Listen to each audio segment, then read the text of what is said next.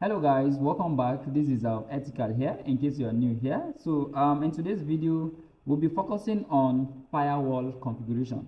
Of course, we're going to be using Cisco Packet Tracer to achieve this. In our previous video we saw how to configure web server and DNS server. All right, so if you've not watched that video, please you can check the description of this video. You're going to see the link to that video so that you watch and see how this is being done. So without wasting time, today we'll be focusing on the firewall configuration. All right, so firewall is just like a device on the network that filters the incoming and of course outgoing network packets on the network itself. So we are going to see how this is being configured, okay, using the Cisco Packet Tracer. So now let's get these devices up and running. So we're going to go to network devices here. So under these devices, you're going to see a section that says security. So as you can see, this is there are two types of firewalls there. So I'm going to go, we're going to pick the 5506 firewall. Okay, this is it here. Then we need a switch to set up this network. Then we need, of course, end devices. We need a laptop. We need, of course, a desktop. All right, so you can pick more than as many devices as you want. Okay, so now let's click on, now before we start our configuration we need to create connections, right? So we'll go to connections, then we're going to of course maintain the automatic from the firewall to the switch, from the PC to the switch. Of course we're just going to create these connections. Okay, as you can see, the creating connection is very easy, right? So connect all these devices using cables. We're using LAN cables to do this connection. So our focus is on the firewall itself, right?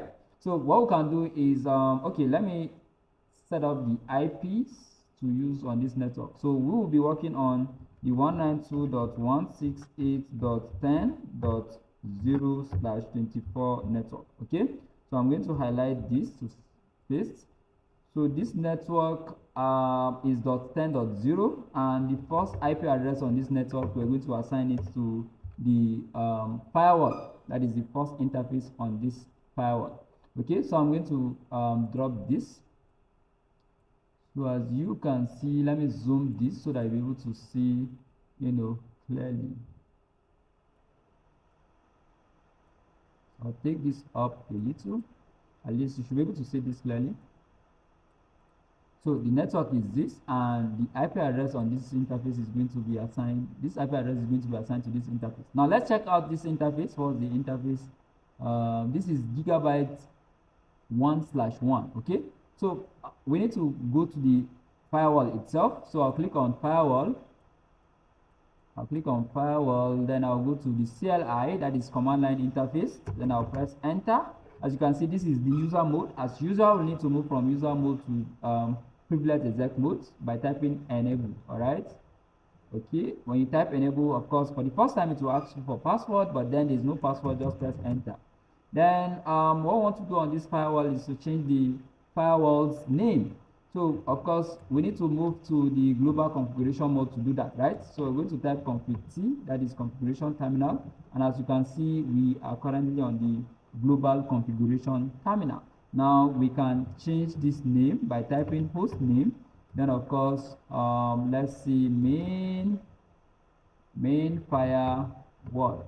Okay, so host name, then we assign the name you want to assign to that firewall. As you can see, the name has changed. Okay, so on this interface we need to enter the gigabyte 1/1 interface, right? So to enter an interface, you just need to type in int, of course, gig, since this is gigabytes, int gig 1/1. Okay, then you press enter. Then on this interface, we want to assign an IP address to it. This is the IP address to assign, 192.168.10.1. all right, so I'm going to type in IP address 192.168.10. of course 1. Then we need to follow it up with the default subnet mask of that IP address, which is 255.255.255.0. Then I'll press enter and of course that IP address has been assigned to that interface. Now next is for us to create a name. Of course, we said firewall is used to filter the incoming and outgoing packets on a network, right? So it means we are going to, like in this setup now, we are focusing on the inside network. So it means there is inside network, there is outside network, and there is another network called DMZ, that is the militarized zone, right? So but our focus today is on the internal network, that is the inside network. Okay, so we need to give this interface a name. Now the command to give it a name is just name if, of course. Then we follow it up with the exact name, which is inside. It means our focus is what? On the inside network, not outside network. Okay, if it is outside, of course, we'll replace this with outside, right? But here it is inside. We're focusing on inside. That is why I'm typing inside. So we have name if inside, then I'll hit enter. Then of course we need to assign a security level, to this interface, right? So I'm going to type in security dash level. Then of course we're going to give it the highest, which is 100. Okay, so I'm assigning a security level to it as 100. Then I'll hit enter. Then I can now exit from that particular interface, as simple as this. Now we need to create a pool of IP address. All right, so our focus on this configuration is to make this firewall to be able to assign IP addresses to these end devices, like our computers, our laptops, using the DHCP.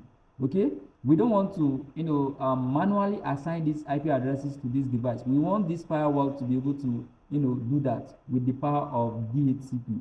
That is DHCP stands for dynamic host control protocol. Okay, so we want to implement that on this network. Now to create a pool of IP address, we need to just type in DHCP, then we have address. Then we start from the range. We need to create a range. Okay, the range is going to be from 192.168.10. Of course, we'll start from, let's say, 10.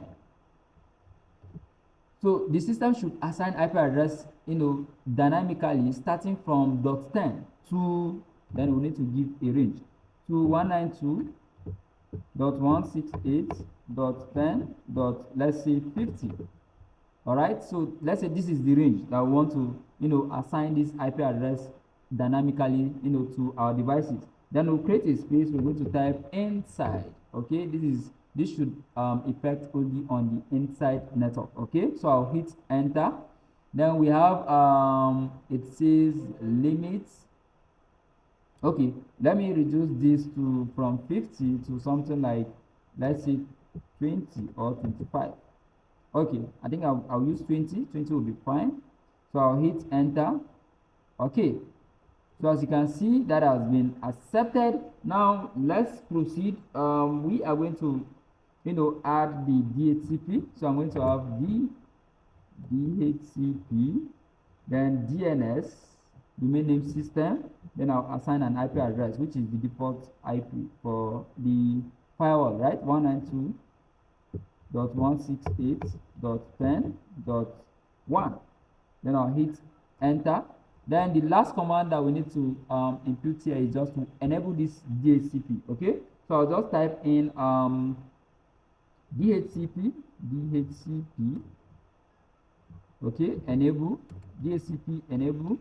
Then I'll type in, of course, inside. As simple as this. When I hit enter, then all I need to do is to exit. I need to exit from that interface. So I'm back to privileged executable mode, right? That is privileged exec mode in short.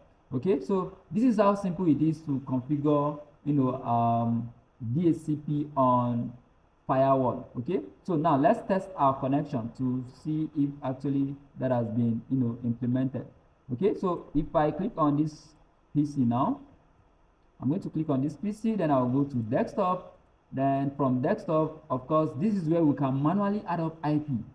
we can manually insert IP addresses to these devices. But imagine when you have thousands of computers on your network. It will be very tedious for the network admin or network administrator to manually impute these IP addresses on this device. Okay, so that is the sole essence of having DHCP, so that the firewall will be able to assign these IP addresses to these devices once they get connected to the network automatically, without have to go through the stress of imputing these IP addresses manually. Okay, so all I need to do is to switch from static to DHCP. As you can see, I'm going to switch from this.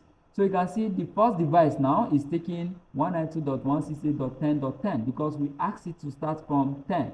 If I go back to our configuration, you notice that we asked from the pool of IP address that we gave it, we said it should start from, we have DHCP address 192.168.10 to 192.168.10.50, right? So it's going to start from 10. That is why we're seeing the first device here is starting from 10, and of course the subnet mask is there. The default gateway has been assigned automatically. The DNS server has also been assigned automatically. So you can see it has made everything very easy for us.